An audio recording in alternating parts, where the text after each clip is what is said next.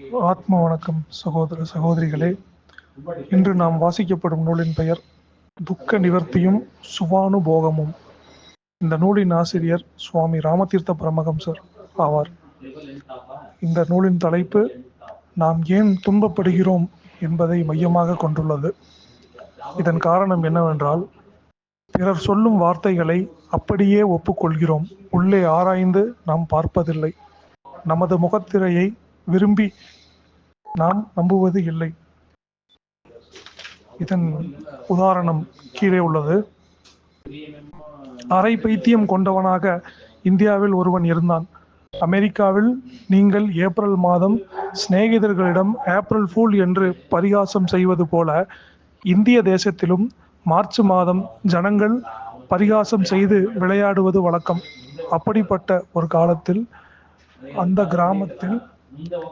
அந்த கிராமத்தில் வேடிக்கை செய்து சந்தோஷமடைய வேண்டும் என்று எண்ணக்கூடிய சிறுவர்கள் அந்த அரை பைத்தியத்துடன் வேடிக்கை ஏதேனும் செய்ய வேண்டும் என்று தீர்மானித்து விட்டனர்.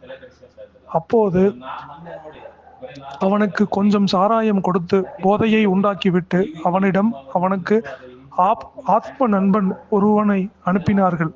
அந்த ஆத்ம நண்பன் அவனிடம் வரும்போதே அழுது கொண்டும் கதறிக்கொண்டும் துக்க சாகரத்தில் மூழ்கியது போலவும் கண்ணீர் வடித்து பொய் வேஷம் போட்டுக்கொண்டும் வந்தான்.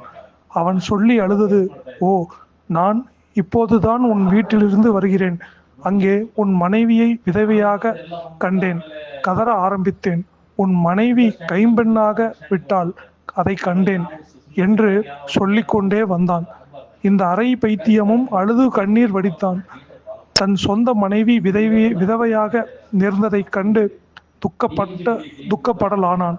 கடைசியில் மற்றவர்களிடம் வந்து, ஏன் நீ அழுகிறாய் என்று கேட்டார்கள். அதற்கு இவன், என் மனைவி விதவையாகி விட்டால் அதற்காக அழுகிறேன் என்றான். அதற்கு அவர்கள் இந்த அரை பைத்தியத்திடம் நோக்கி சொல்லியது, எப்படி அப்பா அது நடந்திருக்கும்? உன் மனைவி விதவை என்கிறாய், நீ சாகவில்லையே. அவள் புருஷனாகிய நீ சாகாமல் இருந்தால் அவள் எப்படி விதவை ஆவாள்? நீ சாகவில்லை. அப்படி இருக்க உன் மனைவி கைம்பெண்ணாவது எப்படி? இது நேர் விரோதமாக காரியம் ஆயிருந்ததே என்றார்கள். இதை கேட்ட அந்த பைத்தியம், ஓ சரிதான், போ, நீங்கள் அறிய மாட்டீர்கள், உங்களுக்கு தெரியாது. எனக்கு சிறந்த ஆத்ம நண்பன் இவன் சொல்கிறான். இவன் இப்போது என் வீட்டிலிருந்து வந்தாலும் என் மனைவி விதவையாக இருப்பதை இவன் கண்டான். இது உண்மைதானே? இவன் இதற்கு பிரத்யட்ச காட்சியாக கண்டுள்ளான். கைவல்யம் அடைந்ததை இவன் நேரில் கண்டிருக்கிறான் என்று பதிலளித்தான். அவர்கள், பாருங்கள், எவ்வளவு பயங்கரமான அபத்தம் இது. இந்த மனிதன் கண்டு நாம் சிரிக்கிறோம். ஏன்? அவன் தன் மனைவியின் நிலையை கண்டு பரிதவித்தான். நான் உயிருடன் இருப்பதால் மனைவி விதவையாக முடியாதென்று எடுத்துக்காட்டியும் நம்ப மாட்டேன் என்கிறான். ஆனால் யோசித்து பாருங்கள், உலகில் உள்ள சர்வ மதங்களும் தர்மங்களும் இதே பயங்கரமான பிழையைத்தான் செய்கின்றன. வீண் கர்வமும் டாம்பிகமும் கொண்டுள்ள ஜனங்கள் இதே பிழையைத்தான் செய்து வருகிறார்கள். தம் கண்களால் அவர்கள் பார்ப்பது இல்லை, தம் மனத்தால் அவர்கள் நினைப்பதும் கிடையாது. இதோ உங்களின் நிஜ சொரூபம் ஜோதிகளை விளக்கும் ஜோதி. அது பரிசுத்தமானதும் வாக்குகளுக்கு எட்டாததும் உள்ளே இருக்கும் சொந்த லோகம் போன்றதுமான ஆத்மஸ்வரூபம் இருக்கின்றது. உங்கள் நிஜ சொரூபமாகிய சொந்த ஆத்மன் எப்போதும் உயிர் பெற்றதாய் இருக்கின்றது. அப்போது எப்பொழுதும் உள்ளதாய் இருக்கின்றது. ஒருபோதும் சாவது இல்லை. அப்படி இருக்கும் நீங்கள் கதறி அழுது கண்ணீர் வடித்து கொண்டும் இருக்கின்றீர்கள். எப்படி அந்த பைத்தியம் தன் மனைவி உயிருடன் இருந்தும் தன் மனைவி இறந்ததாக போலியாக நினைத்து அழுகின்றானோ, அதை போல் நீங்கள் கண்ணீர் வடித்து கொண்டிருக்கின்றீர்கள். ஓ, எப்போது எனக்கு சுகம் உண்டாகும் என்கிறீர்கள். தேவர்களை பிரார்த்தனை செய்து அவர்கள் உங்களுக்கு உதவி செய்ய வேண்டும் என்று கதறுகிறீர்கள். உங்கள் கஷ்டங்களை கதறுகிறீர்கள்.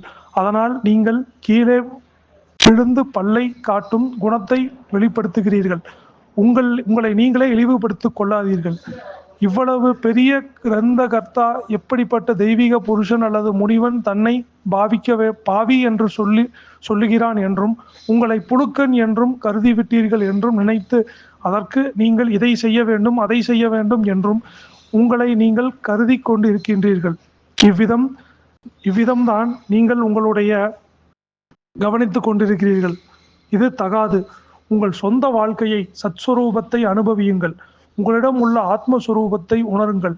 நீங்கள் இறந்துவிட்டதாக நினைத்து அதற்காக துக்கப்படுகிற இந்த கலக்கம் பொருந்திய நிலையை ஒழித்து விடுங்கள்.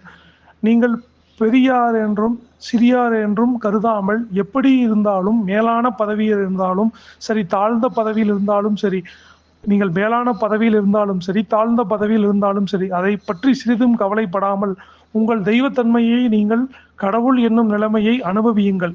எதையும் எதிர்கொள்ளுங்கள். ஒடுங்கி நடுங்க வேண்டாம். உங்களை பிறர் கண்கள் மூலமாக பார்த்து கொள்ளாமல் நீங்கள் அந்தர்முகமாக நோக்குங்கள். உங்கள் ஆத்மஸ்வரூபமே உங்களது மேன்மையை விளக்க காட்டும். நீங்கள் உலகிலேயே மகா உன்னதமான ஆத்மஸ்வரூபம் என்பதை அப்போது உணருங்கள். ஜனங்கள் சொல்கிறார்கள், வேதாந்தம், புத்த மதம் மற்றும் தர்மங்கள் என்று நினைக்கும் என்று சொல்லுவீர்களாம். அதாவது இந்த கதையின் மூலம் நமக்கு சுவாமி ராமதீர்த்த பரமஹம்சர் சொல்ல விரும்புவது என்னவென்றால், பிறர் கருத்துக்கள் மூலம் நம்மை நாம் பாவி என்றும் உத்தமர் என்றும் நினைக்காமல் நமது சொந்த ஆத்மஸ்வரூபத்தை நாம் அணுகி எப்பொழுதும் நம்மை விட்டு பிரியாத அந்த ஆத்மாவிடம் மனதை வைத்து அந்த ஆத்மஸ்வரூபத்தை அணந்து ஆனந்தமத்தனாய் வாழ வேண்டும் என்பதாகும். பிறர் கருத்துக்கு முக்கியத்துவம் கொடுக்காமல் பிறர் சொல்லும் வார்த்தைகளை அப்படியே ஒப்புக்கொள்கிறோம். இதுவே நமது துக்க நிவர்த்திக்கு காரணமாக உள்ளது என்றும், பிறர் சொல்லும் வார்த்தைகளை அப்படியே எடுத்துக்கொள்ளாமல் நமது சொந்த ஆத்மாவை சத்ஸ்வரூபத்தை நாடி அவனை நம்பி இருக்கும் பொழுது அந்த இறை தரிசனத்தை பெறுவோம் என்பது இந்த கதையின் உதாரணமாக ஒரு காரணமாக உள்ளது. ஆத்ம வணக்கம் சகோதர சகோதரிகள்.